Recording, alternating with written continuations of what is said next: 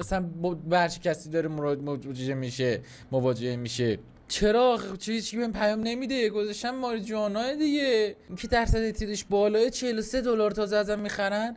بابا به قرآن من فیش فاکتور بهت نشون میدم، خودم از کارخونه $30 خریدم.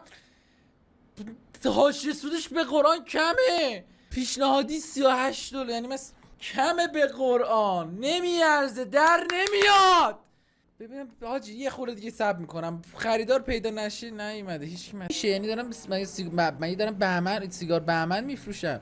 ماریجوانا یا آقا من اینو میزنم همون 60 لیست کردم برای فروش. بیا آتیش زدم به مالم. میگه wait for message for customer. اوکی بعد وایسیم تا مشتریش پیدا شه.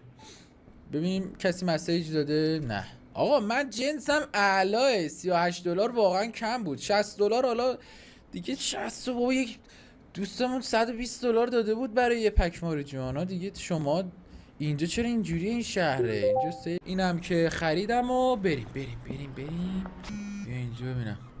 میگه هی نید. اوه یه مشتری دیگه پیدا شد. اوه حاجی به قرآن اینقدر ذوق مرگم الان. مشتری اوه پر از مشتری شدم من حاجی. احساس میکنم الان